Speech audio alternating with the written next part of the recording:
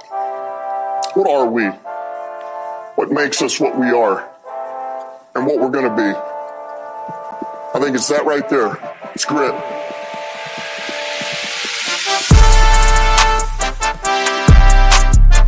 It's grit.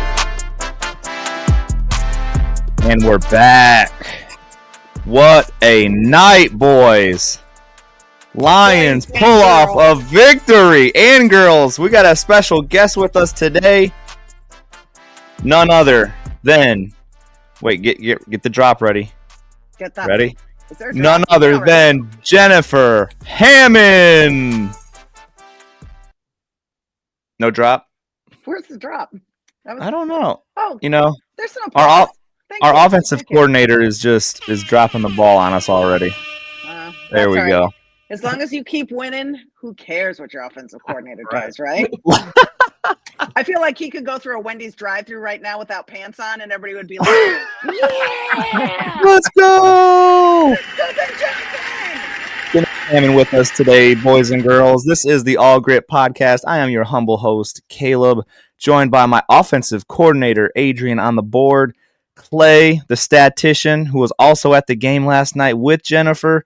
We're just going to talk a little bit about this amazing game, but at the same time, we want to, interview our special guest here with us today. So, Jennifer Hammond, quick story. I met you at Harry and Izzy's a couple Saturdays ago. Yes, we were at Harry and Izzy's in Indianapolis. It was the night of the Lions takeover in Indianapolis, and It was incredible. Like, what a magical weekend.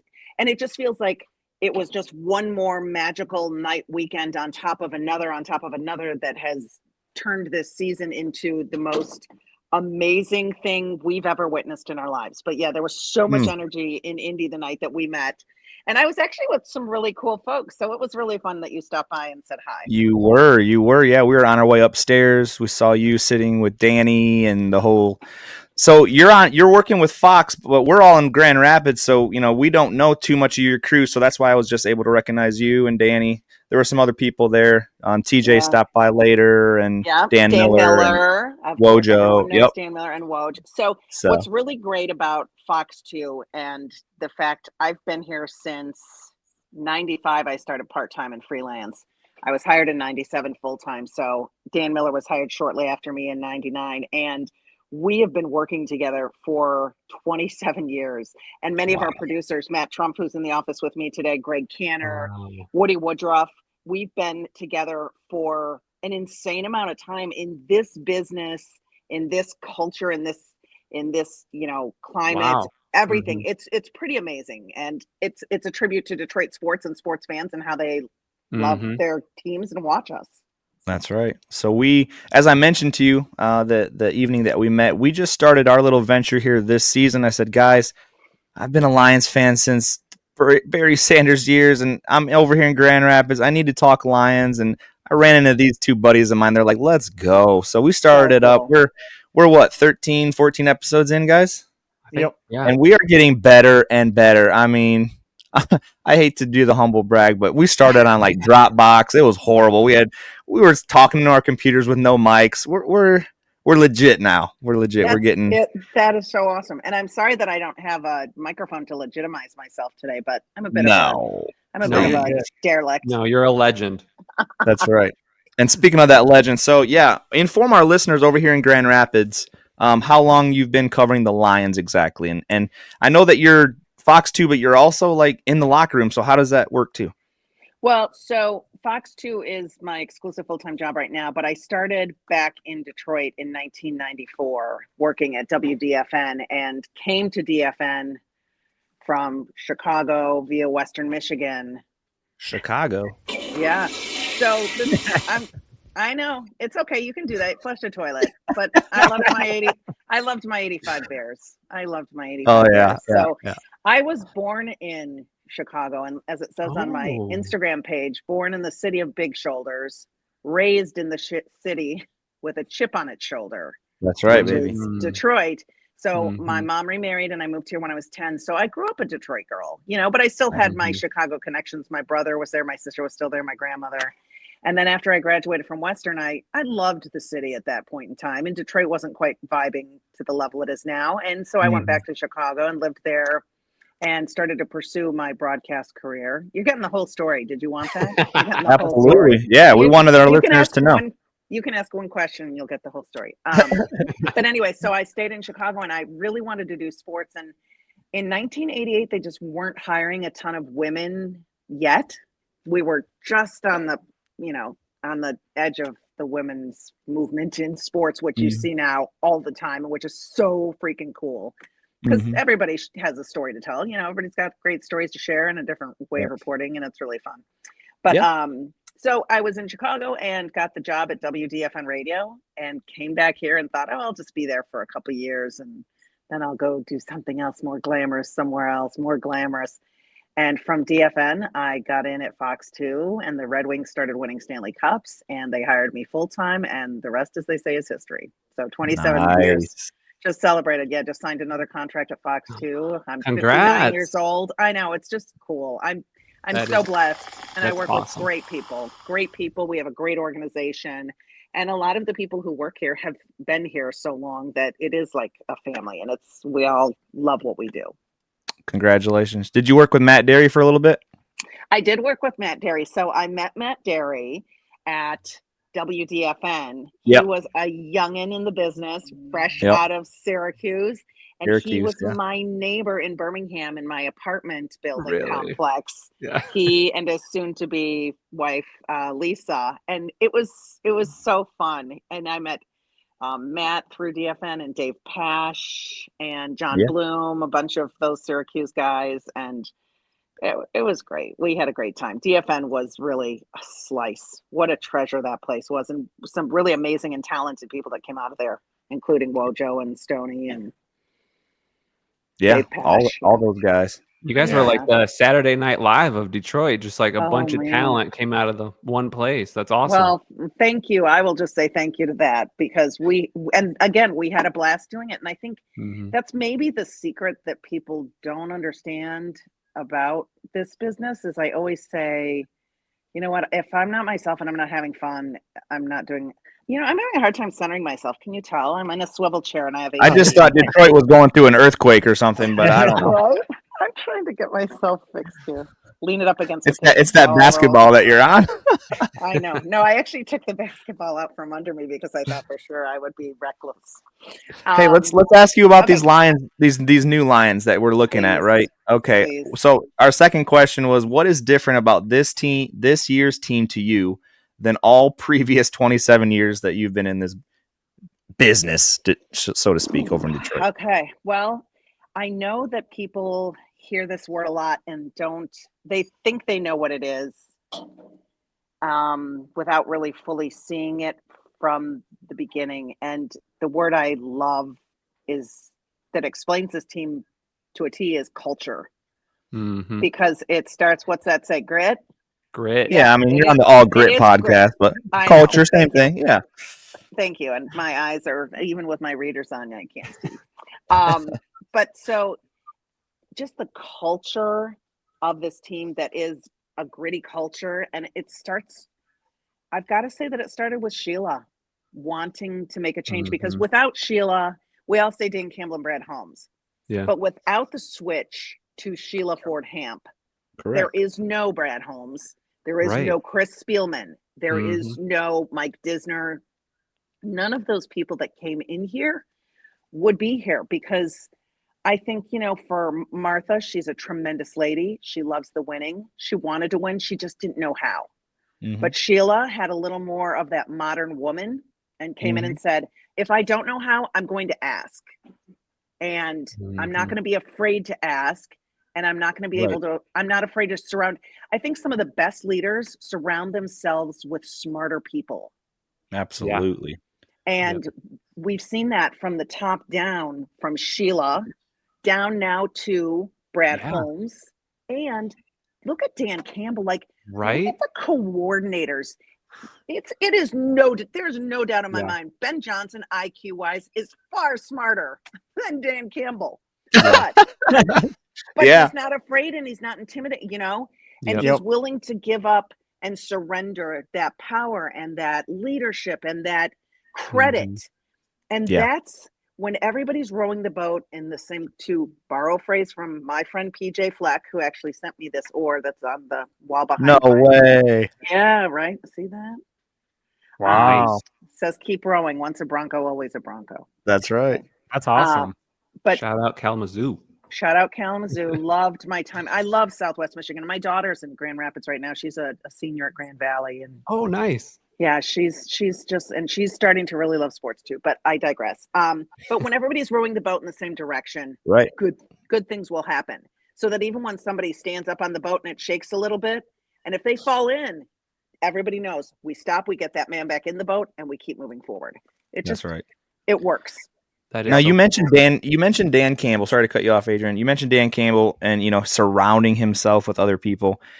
And humility is looked so down upon in today's sports. But when you really think about it, a humble person like that, like you said, will sit back and let Ben Johnson let Aaron Glenn take his deep.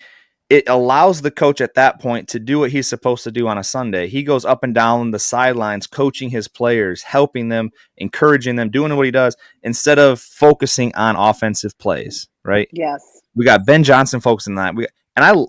I'm old school. I like that. I like that the coach can do what he's supposed to do. You look at everyone today, the Rams coach, they're calling his plays. Look at Green Bay's coach, he's calling his plays.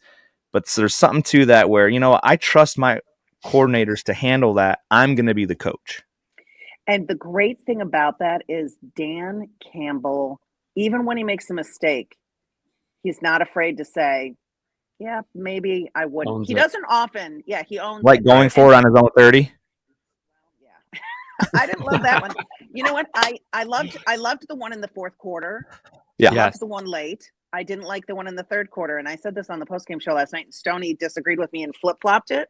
And I'm like, no, I don't know how you'd say that. The game was tied. If you were down, kick it for sure. Yeah. Probably. Listen to me. Probably. For sure. Probably. let me couch that opinion. Maybe. Exactly. But it's just, he has got such a temperament about him. And what you're seeing from Jared Goff, this unflappable, when something goes wrong, we don't get ruffled. That's starts with Dan Campbell. And something really cool that Zeke Turner said to me in the locker room last night after this game, and Zeke Turner, mind you, just rolled up. I don't even know what. Thank you. Killed it yesterday. Thank you. I was going to say, who is this guy that made the game-saving tackle on a quarterback? I know he wears number 47, and I know he's a soft-spoken, God-fearing, lovely, lovely human.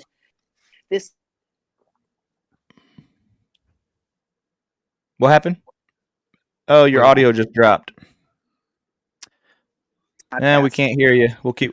There you go. Okay, good. You're back. There I am. I had a phone call coming, and I had to get rid of them. Oh yeah. Tell Mike Valenti we'll get to him later. Oh yeah, right.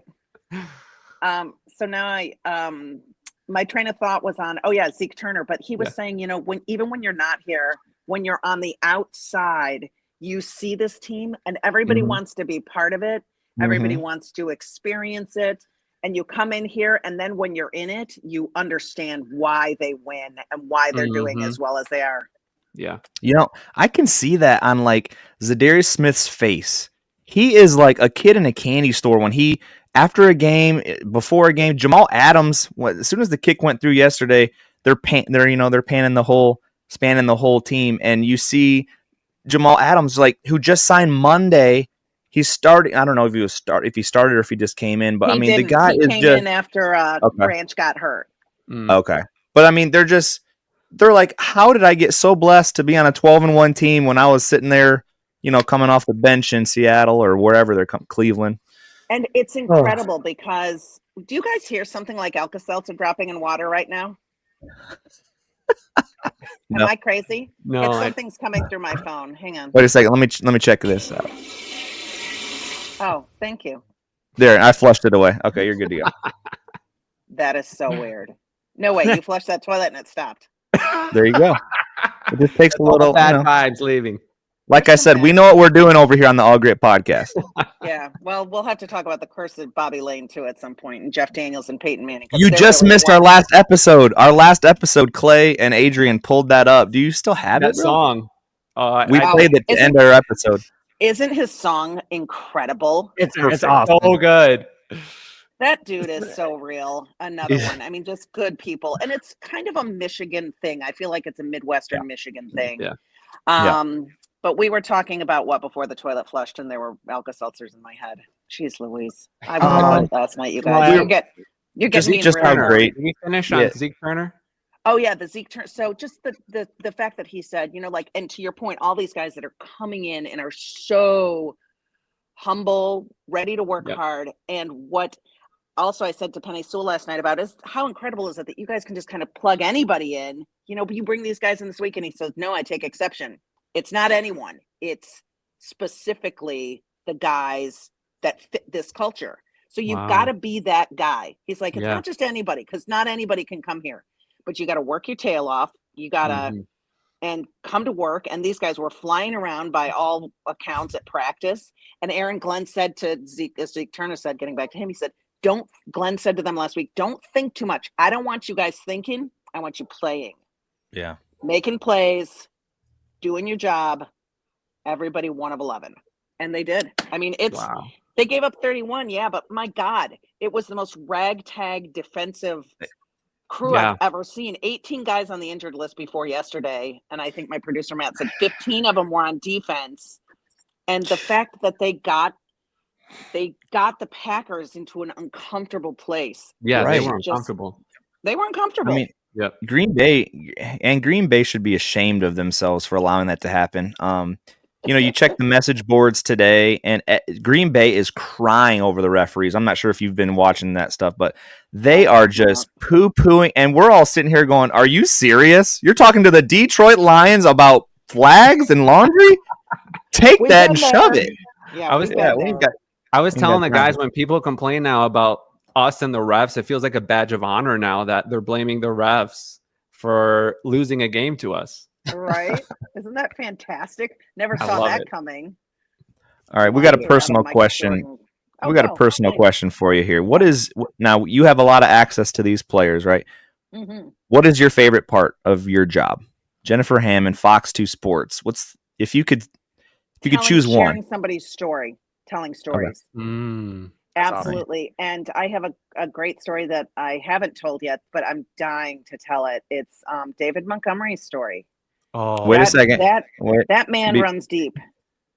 Before you do that, we need to set you up right here. Okay. Let's see, which one am I looking for? Okay, we have this. All right.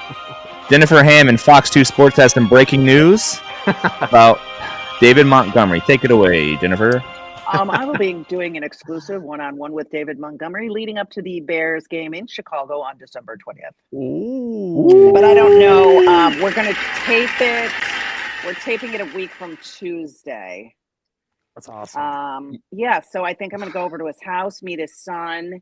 I asked him, I said, do you like to cook? And he goes, well, my brother usually cooks. He goes, but I like to cook. And I'm like, maybe you can cook something for us. Yeah. Because, I've often found, because I've done it a couple of times over the years, maybe 2 or 3 other times, been in a kitchen with a player. And when they get cooking, they get talking. And they start talking. Yeah, people get really honest because people are comfortable in their home. Yeah. They're comfortable in their kitchen. And it's really, I think it's a great way to get to know people. There's so many interesting stories. Yeah. And these guys are having a blast. And fate has brought them all together at this point in time on this team together. And we lost you again. You must have another phone call coming through. Yep. She'll be right back with us. Yep. You're back. Okay. Okay, good. This is the time of day when all my spam calls come in. Understood. Now it's just applause. Can you flush the toilet again, please? Seriously. Let's go. Now it's gone. Every time you flush the toilet, whatever the extraneous background noise is stops. Good thoughts in, bad thoughts out. You've heard that, right? I will say, good, Jen, exhale bad. I am so excited that you're doing a story on Monty. That's my wife's favorite player. Mine too. She fell in love with him when he did an interview with, it was like a fantasy podcast, and he just opened up about his past struggles with mental health. Mhm. And just that 5 minutes alone, like, had us kind of tearing up for what he's been through. So I'm sure you're going to get a lot of good stuff for that story to share with everyone. And who hasn't been through challenges like that? But you forget when it's a player, and he's a young guy. And here's something else too. If you'll all recall when it was the Jamal Williams show here, and we loved Jamal, and he was such a great dude. Loved covering him. What a slice. I'm happy I got to meet him. Funny guy. Pokemon. Yeah, really funny guy. Yeah. Pokemon, yeah, all his toys he'd walk around training camp with. I'd be like, oh my God, these people never stop. These Pokemon people, because I know nothing. I couldn't tell you the name of one Pokemon character. So he just was a great dude. But when he left, I thought, wow, is David Montgomery an upgrade talent-wise? Really? Because the offensive line he was running behind in Chicago was nothing. Yeah. Anybody behind, I mean, I could run behind this offensive line, probably get a yard. Maybe not on 4th down against the Packers on Thursday Night Football. 4th and 1. Burn. Love it. You didn't get the nickname the Hammer for no reason, right? Thank you very much. All right, so here's another question for you. Okay. Oh, sorry. Go ahead. No, keep going. I was just going to put a bow on it and say, yes, I love Demo. Great guy, great character guy, great for that room. And here's something else that's interesting that makes this whole culture thing work. And I was talking to one of the other reporters about this the other day, is in many rooms in this league, you would not have 2 alphas or whatever, 56 alphas, whatever they have got on the roster. You wouldn't have that many alphas coexisting. And the way that he allows JMO to be JMO, they split carries, they cheer for each other, they work out together. JMO's now in the weight room with Demo trying to keep up with his 700 bench press or what's it called? Deadlift. Yeah. I was going to say, if he's benching 700, watch out. I know, yeah. I know what I say. Jameer, yeah. They're I mean, Sonic and Knuckles. Oh, did I say JMO? Sometimes I call Jameer JMO. Yeah, I do the same thing. They're one letter off. It's easy. So listen, since we're already talking about that, let me skip a question, go into this one. Who's been your favorite player to interview over the years, and what made them stand out to you? So we can't use Demo on this one, but think back. You've been, almost 20. I got one. You got one that just stands out right away? Yeah, Dominic Raiola. Really? Oh, wow. Freaking honesty, and nobody wanted to win. Yeah. More than that guy. It'll make me emotional because those are some tough days. Those were some tough days, and I know that he was maligned, but boy, was he was great. And then there were the guys like, Golden Tate, Nate Burleson, Herman Moore. I actually even had an interview with Robert Porcher again last night, who's one of my all-time favorites. No way.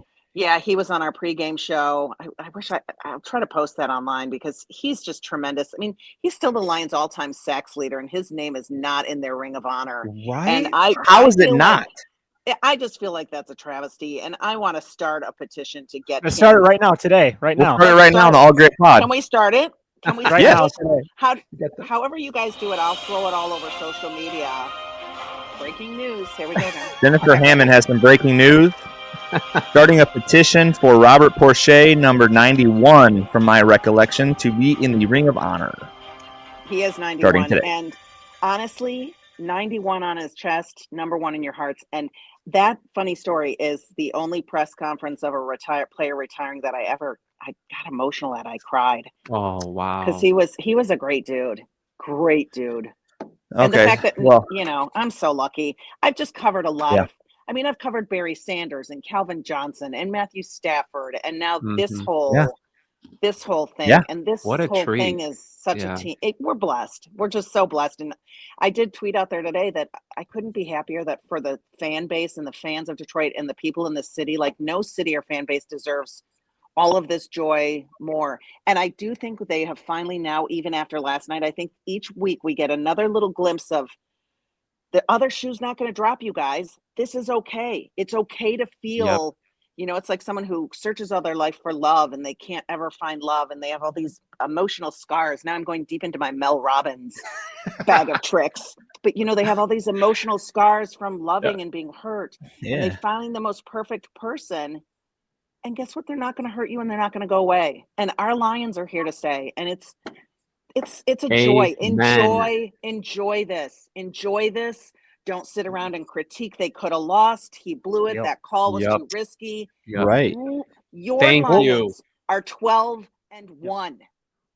What would you do? What would you tell yourself 5 years ago, like, and you're complaining about these little things, and 5 years ago you're like during that coach's Wait, let me set the scene here. Matt Patricia is coaching our team 5 years ago. What would you tell yourself?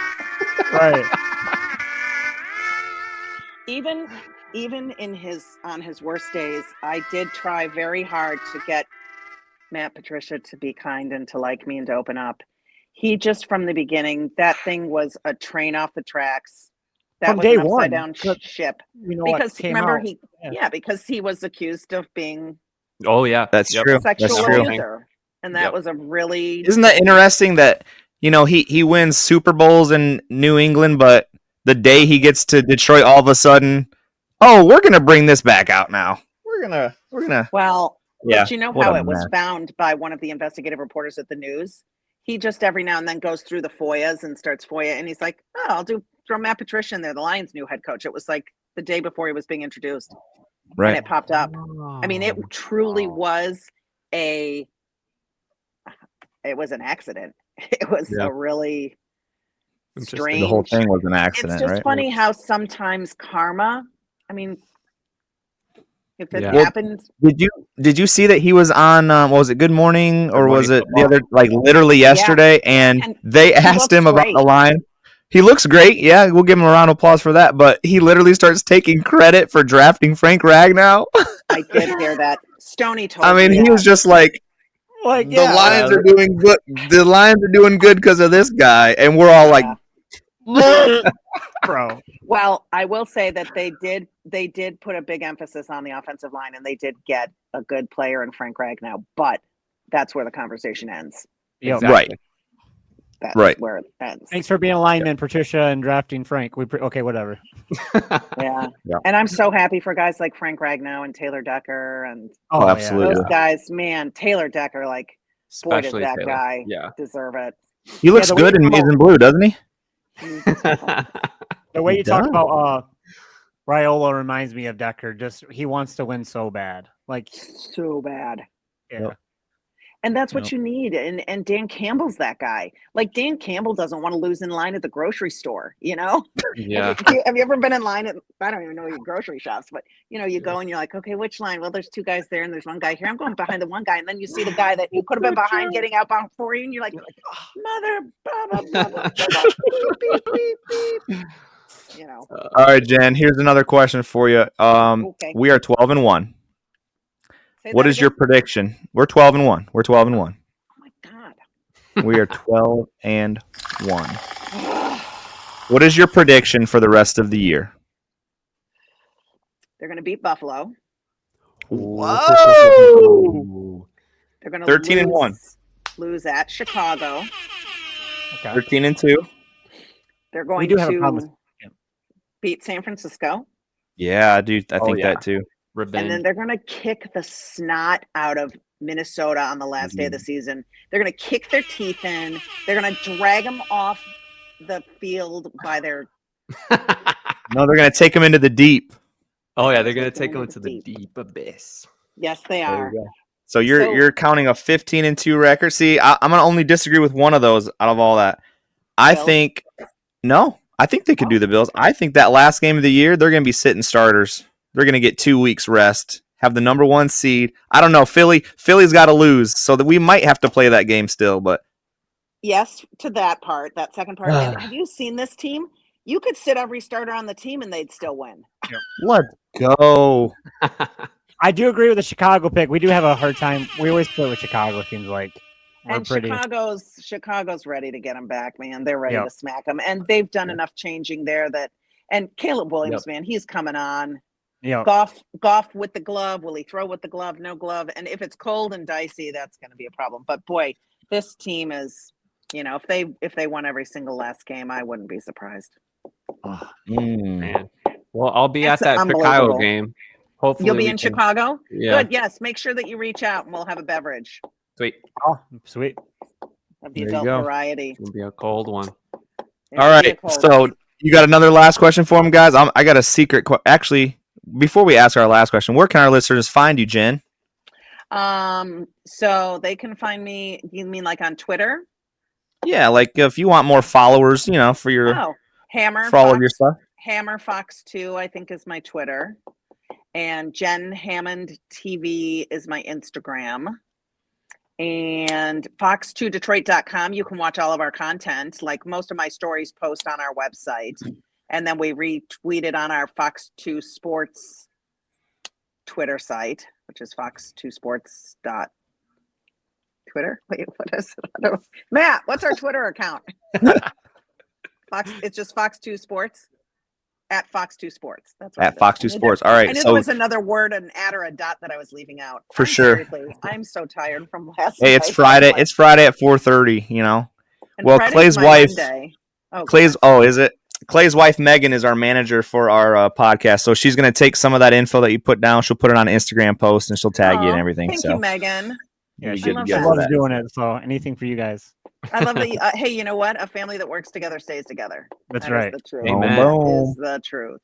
And I just want to thank Go ahead, Clay. I want to thank Jen, man. Talking about these, especially these old school Lions players that made us Lions fans that we are today. Right. It just shows how far we've come, and it just like I said, I get emotional because it's just we're playing for these guys and the Lions of past. Like this is awesome them too.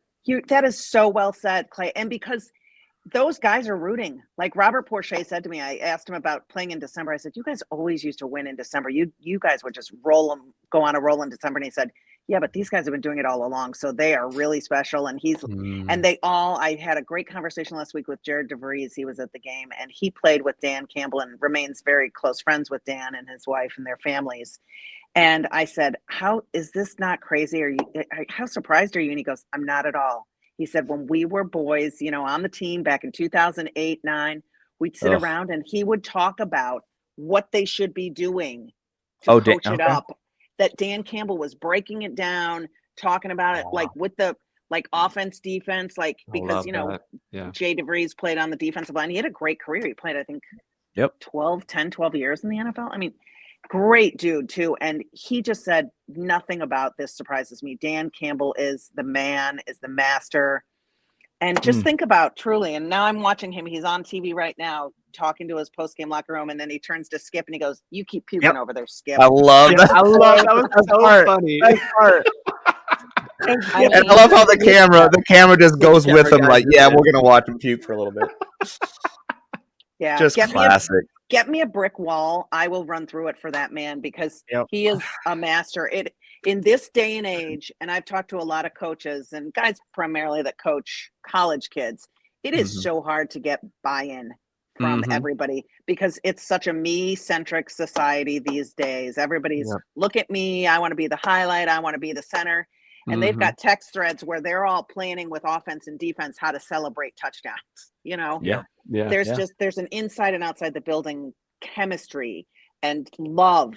There's a brotherhood in that room, and you see it on the field. Yep. Yeah. And everybody joked about it when Campbell first came in. And as guarded Lions fans, you're kind of like, okay, man, well, let's do it. And last night watching the game, I was like, that was the one butt cheek, 3 toes game last night, and they won it. Wasn't it really? That was one butt cheek, 3 God, I wish. Where were you yesterday when I could have used that in my story last night? Hey, you can still use it. Just shout out the All Gritt podcast. Okay, I'm gonna steal it, and I'll give you a little credit. All right, there you go. A little. All right, Jen. Well, we appreciate having you with us. We have one last question before we get up out of here. Okay, please, anything. And it's not so much a question; it's more of a request. Okay.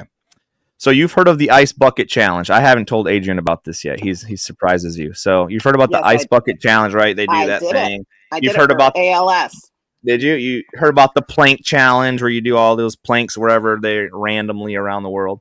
Okay. So here at the All Gritt podcast, we are starting a little new thing starting today. It is the All Gritt challenge. # All Gritt challenge. So that means you are challenged now, Jen Hammond, in front of our audience, to now get either Danny Rogers, TJ Lang, Wojo, Or since you said Robert Porsche, we'll throw Robert Porsche in there too to get one of those 4 onto the pod. Well, you tell me which one you want first. I mean, I would say Wojo is hilarious. Wojo's the excellent. Wojo's the man. But Rob Porsche would be a nice pull and would probably do some good things for your ratings. So absolutely. You tell me who you want. How about I'll get all 4 of them? If you get all, I'll get 3. It's weird. I put my hand this way and it goes. Never mind.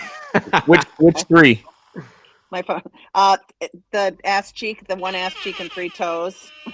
No, which 3? You said you're gonna get 3. Oh, 3. Oh, sorry. God, what is wrong with me today? Let's see. Let's go, Danny. Okay. Wojo Porsche. All right, they're underlined. And let's TJ go. Lang would be excellent, but he's a little flaky. Okay. I listen to him on 97.1 The Ticket all the time. I love him and Valenti bantering, man. That's classic. If you guys get in your cars, you can be at the lodge just in time tonight for me to pour you a drink when I'm behind the bar for raising money for the Tom Kowalski Foundation for Killers Cares. Between 8 and 9, I'll be behind the bar with Danny, and TJ will be there at 9. Wojo will be there at 9. It's going to be a great night. It's a great night. Next year, you guys come. We could make it, Clay. Although Clay only lives an hour from you. Where are you at, Clay? You're in Grand Blanc? Grand Blanc. Grand Blanc. He wanted to make that very fancy. Grand Blanc. Sauvignon. Harbor. Anybody that's I tell everybody I'm from Flint because it just sounds tougher. Yeah, I live in Flint. I know. My friend Buffy always used to say I'm from Flint because when you say Buffy, you lose a little street cred, but then she'd throw in the Flint and it gives Buffy's got a great golf game and she's a badass. She owns a business. She's a good chick. Awesome. All right. All right. Well, we're gonna stick you to it. Hold you to it. I mean, if there's anything we can do for you, please let us know. But thank you so much for your time. We're looking forward to your story. This has been a slice of life. This alone has been just a slice. I've really enjoyed it, and I'm so glad you invited me on. Yeah, thank you. Thank you, Jen. Thank you so much. This is. I thought I was going to have to do a headstand for the challenge or something. I was kind of nervous. Oh yeah, it's called the Amon Ra Challenge. No. All right, this is the All Gritt Podcast signing out. Thank you, Jen Hammond, for joining us today. You know who we are. Appreciate all the listens and one prize. Go Lions.